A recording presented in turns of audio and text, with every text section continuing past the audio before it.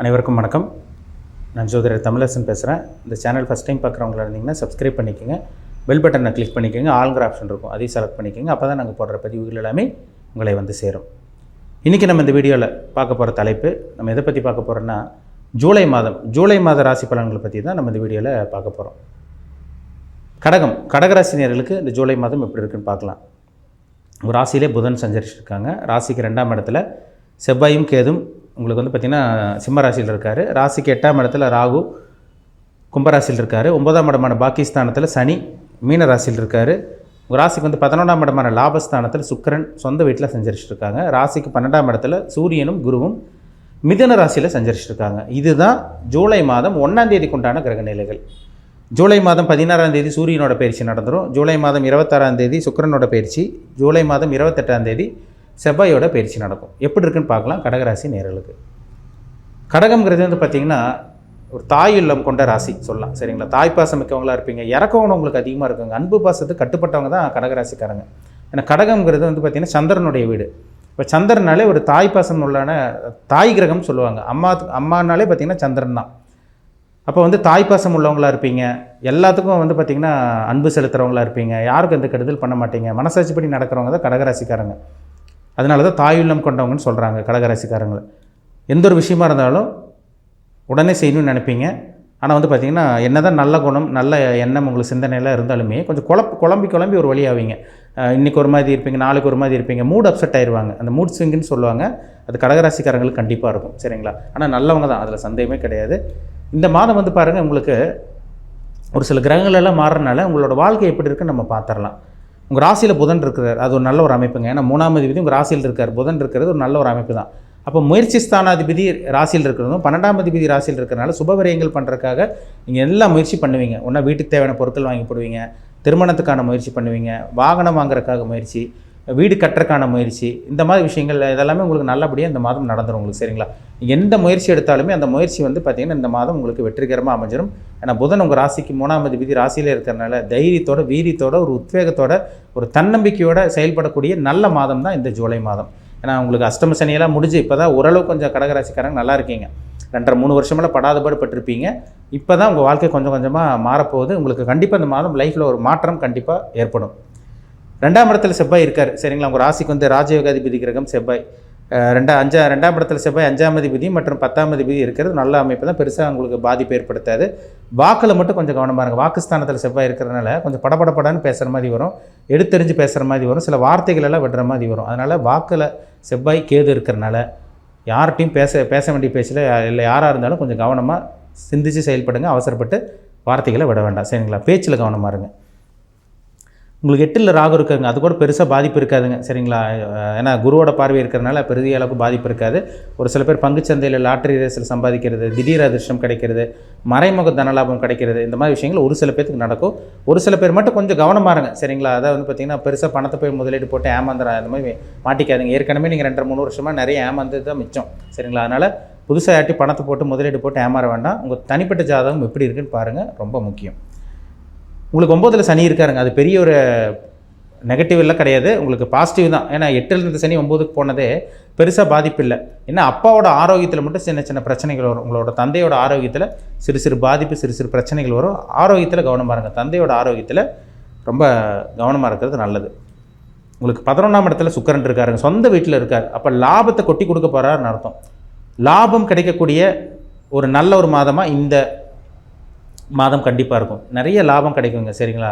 பணம் வரக்கூடிய நல்ல ஒரு மாதமாக இருக்கும். எந்த ஒரு விஷயமா இருந்தாலும் நீங்கள் சக்ஸஸ் பார்க்க போகிறீங்க. ஒரு பிரம்மாண்டத்துக்கு உண்டான இடமே 11ஆம் இடம் தான். ஆசை நிறைவேறது, திருப்திகரமான ஒரு வாழ்க்கை அமைகிறதால அந்த 11ஆம் இடம் தான். இப்போ அந்த இடத்துல ஒரு சொகுசான கிரகம் சுக்கிரன் அமைகிறது வந்து பார்த்திங்கன்னா கண்டிப்பாக உங்களுக்கு இந்த மாதம் ஒரு நல்ல ஒரு வாழ்க்கையை ஒரு திருப்புமுனை அமையுன்னு சொல்லிடலாம், டர்னிங் பாயிண்ட்னு சொல்லிடலாம். நிறைய நல்ல விஷயங்கள் கடகராசிக்காரங்களுக்கு இந்த மாதம் சுக்கிரன் 11ஆம் இடத்துல இருக்கிறதும் ஒரு நல்ல ஒரு அமைப்புன்னு சொல்லிடலாம், சரிங்களா? அது 12ஆம் இடத்துல குரு. 12ஆம் இடத்துல குரு இருக்கிறது வந்து பார்த்திங்கன்னா சுபகாரியங்களுக்காக செலவு பண்ணுறது, சுப விஷயங்களுக்காக செலவு பண்ணுறது, இல்லை வெளிநாடு போகிறது, வெளிமாநிலம் போகிறது, இந்த மாதிரி அத்தனை அமைப்புமே 12ஆம் இடத்துல குரு வந்து ஏற்படுத்தி கொடுத்துருவார். வெளிநாடு போக முடியலன்னு சொல்கிறவங்களுக்கு விசா கிடச்சிரும், பாஸ்போர்ட் வாங்காமல் இருக்கவங்க பாஸ்போர்ட் கிடச்சிரும், உங்களுக்கு பிஆர் கிடச்சிரும், அந்த நாட்டோட சிட்டிசன்ஷிப் கிடைக்கக்கூடிய அத்தனை அமைப்புமே உங்களுக்கு நிச்சயமாக இருக்குது, சரிங்களா? 12ல் குரு இருந்தாலும் சுபவரியம் கொடுப்பாருங்க. செலவு பண்ணுறதுக்கு கையில் பணம் வரும். ஏதோ ஒரு மூலமாக நீங்கள் செலவு பண்ணுவீங்க, யார் மூலமாக அது கடன் வாங்கியாச்சும் எப்படி நீங்கள் செலவு பண்ணிடுவீங்க. ஆனால் கையில் பணம் வரும். சரிங்களா? ஏன்னா ரெண்டாம் அதிபதி சூரியன் வந்து பார்த்திங்கன்னா உங்கள் ராசிக்கு அவர் வந்து பார்த்திங்கன்னா 12ஆம் இடத்துல இருந்தாலும் 16ஆம் தேதிக்கு அப்புறம் வருமானத்தில் ஒரு மாற்றம் வரும். இந்த மாதம் 16ஆம் தேதிக்கு அப்புறம் ஒரு சில மாற்றங்கள் வரும். வர வேண்டிய பணம் கைக்கு வரும். குடும்பத்தில் இருந்து அந்த பிரச்சனைகள் விலக போகுது. குடும்பத்தை காப்பாற்ற போகிறீங்க. தேவையில்லாத பிரச்சனைகள்லாம் உங்கள்கிட்ட விலக போகுது. சரிங்களா? 26ஆம் தேதி சுக்கிரனோட பயிற்சிங்க. அது உங்களுக்கு பார்த்திங்கன்னா சுக்கிரன் 12ஆம் இடத்துக்கு போயிடுவார். 28ஆம் தேதி செவ்வாயோட பயிற்சி. அந்த செவ்வாய் உங்களுக்கு 3ஆம் இடத்துக்கு வரதால ஒரு நல்ல ஒரு அமைப்பு தாங்க. பெருசாக இந்த மாதம் கிரகநிலைகள்லாம் உங்களுக்கு எதுவுமே மோசமாக கிடையாது. 8ல் இருக்கிற ராகு மட்டும் சின்ன சின்ன ஒரு சில பேர் சின்ன சின்ன வாகன விபத்துகள், அங்கங்கே அடிப்படுறது, லேசாக அடிப்படுறது, இந்த மாதிரி தான் வரும். ஆனால் பெரிய அளவுக்கு பாதிப்பு இருக்காது. ஏன்னா குருவோட பார்வை இங்கே கண்ட்ரோல் கொண்டு வந்துடும். அப்போது இந்த மாதம் வந்து பார்த்திங்கன்னா சூரியன் நல்லா இருக்கார், புதன் நல்ல ஒரு அமைப்பில் இருக்காங்க, சனி நல்லா இருக்கார், சுக்கிரனும் நல்ல ஒரு அமைப்பில் இருக்கார், செவ்வாயும் நல்ல ஒரு பலத்தோடு இருக்கிறனால வேலையிலிருந்து வந்த பிரச்சனை விலகும். வேலை இல்லாமல் இருக்கவங்களுக்கு இந்த மாதம் வேலை கிடைக்கிறது. தொழிலில் வளர்ச்சி இல்லை, முன்னேற்றம் இல்லை, தொழிலில் நஷ்டமாக போயிட்டுருக்கு, அடிமேலடியாக போயிட்டுருக்குன்னு சொல்லிட்டு இருக்கவங்களுக்குலாம் நல்ல ஒரு வெற்றி கிடைக்கக்கூடிய ஒரு நல்ல ஒரு தரமான மாதம் தான் இந்த ஜூலை மாதம். பயன்படுத்திக்கங்க.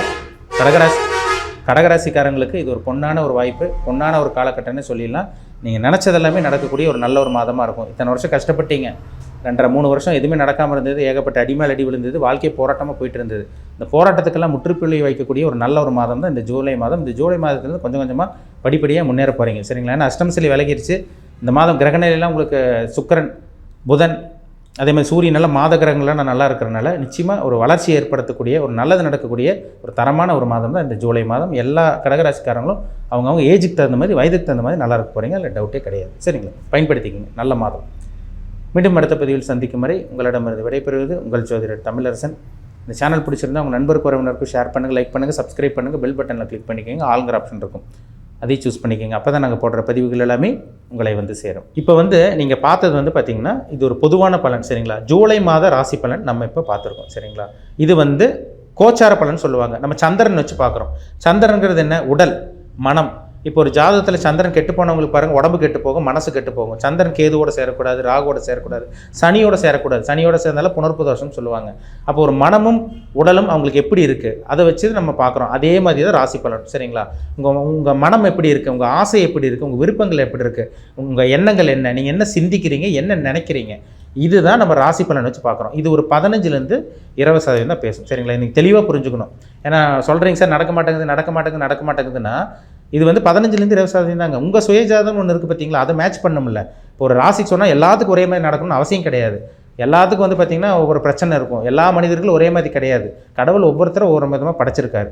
அதே மாதிரி தாங்க எல்லாத்துக்கும் ஒரே மாதிரி நடக்காது. அவங்கவுங்க தனிப்பட்ட ஜாதகம் பார்த்தா தான் துல்லியமாக தெரியும். இப்போ உங்கள் பிறப்பு ஜாதகம் வந்து பார்த்திங்கன்னா லக்னம்ங்கிறது உயிர். சரிங்களா? ஜாதகத்தில் லான் போட்டிருக்கும். கட்டத்தில் 12 கட்டத்தில் லான், ஏதோ ஒரு கட்டத்தில் லான் இருக்கும். லக்னம்ங்கிறது உயிர், ராசிங்கிறது உடல். அப்போ லக்னம் உங்களுக்கு எப்படி செயல்படுது, நீங்கள் என்ன கர்மாவில் பிறந்திருக்கீங்க, நல்ல கர்மாவை அனுபவிக்க பிறந்திருக்கீங்களா, கெட்ட கர்மாவை அனுபவிக்க பிறந்திருக்கீங்களா, உங்கள் மைண்ட் எப்படி இருக்குது, உங்கள் எண்ணங்கள் எப்படி இருக்குது, இனி என்ன நடக்க போகுது, என்ன கொடுப்பனையில் இருக்கீங்க, அதுதான் ரொம்ப முக்கியம். இதெல்லாம் பார்த்தா தாங்க நம்ம 100% துல்லியமாக சொல்ல முடியும். இது நடக்கும், இது நடக்காது, இந்த பிரச்சனை உங்களுக்கு இருக்குது, இது இருக்காது. எப்போ சரியாகும்? 10 வருஷத்தில் ரெடி ஆகுமா, இல்லை இப்போ உங்களுக்கு ஜாதகம் பார்த்தா உங்களுக்கு இப்போ ரெடியாக போதா, டைம் நல்ல நேரம் ஆரம்பிச்சிருச்சா, இல்லை கெட்ட நேரம் ஆரம்பிச்சிருக்கா, இதெல்லாம் பார்த்தா தாங்க நம்ம அக்யூரேட்டாக சொல்ல முடியும். வான்மண்டலத்தில் நகரக்கூடிய கிரகங்கள் வச்சு தான், வான்மண்டலத்தில் கிரகங்கள் நகரக்கூடிய அமைப்பு வச்சு தான் நம்ம கோச்சார பலன் பார்க்குறோம். இது வந்து எல்லாத்துக்கும் மேட்ச் ஆகாது. ஒரு சில பேர் செட் ஆயிரும், ஆனால் எல்லாத்துக்கும் மேட்ச் ஆகுமா? கண்டிப்பாக மேட்ச் ஆகாது. சரிங்களா? ஏன்னா கோச்சாரங்கிறது 15லேருந்து 20% பேசும். தனிப்பட்ட ஜாதகம் 80லேருந்து 85% பேசுங்கிறத நீங்கள் தெளிவாக புரிஞ்சுக்கணும். சரிங்களா? ஏன்னா நட்சத்திரம் 27 நட்சத்திரம் இருக்குது. 27 நட்சத்திரம். ராசி வந்து பார்த்திங்கன்னா 12 ராசி. 12 ராசியில் வந்து பார்த்திங்கன்னா எல்லாத்திலும் வந்து பார்த்திங்கன்னா 3 நட்சத்திரம் வரும். மேஷம் முதல் மீனம் வரைக்கும் 3 நட்சத்திரம் வரும். அது என்ன நட்சத்திரத்தில் பிறந்திருக்கீங்க, என்ன நட்சத்திர பாதத்தில் பிறந்திருக்கீங்க, அதுக்கு தகுந்த மாதிரி தான் சில விஷயங்களும் சில இதெல்லாம் மாறுபடும். சரிங்களா? உங்கள் பிறப்பு ஜாதகத்தை பாருங்கள், தனிப்பட்ட ஜாதகத்தை பாருங்கள். நீங்கள் என்ன அமைப்பில் பிறந்திருக்கீங்க, எதை அனுபவிக்க பிறந்திருக்கீங்க, வாழ்க்கையில் என்ன நடக்கும், எப்போ நல்லா இருப்பீங்க, எப்போ செட்டில் ஆவீங்க, அத்தனையுமே தனிப்பட்ட ஜாதகம் பதில் சொல்லும். சரிங்களா? தனிப்பட்ட ஜாதகம் பாருங்கள். அதை தெரிஞ்சுக்கிட்டிங்கன்னா உங்களுக்கே ஒரு டெசிஷன் எடுத்துடலாம். உங்களால் முடிவு எடுக்க முடியும். ஒரு லைஃப்னா இதுதான், இதை எடுத்து நம்ம போயிட்டே இருக்கணும், இது பண்ணலாம், இது பண்ணக்கூடாதுன்னு உங்களுக்கே ஒரு வழி கிடச்சிடும் சொல்ல. ஆனால் ஜோதிடம்ங்கிறது ஒரு வழிகாட்டி தான். சரிங்களா? உங்கள் தனிப்பட்ட ஜாதகம் பார்க்குறது ரொம்ப ரொம்ப நல்லது. மீண்டும் அடுத்த பதிவில் சந்திக்கும் வரை உங்களிடமிருந்து விடைபெறுவது உங்கள் ஜோதிடர் தமிழரசன். நன்றி, வணக்கம்.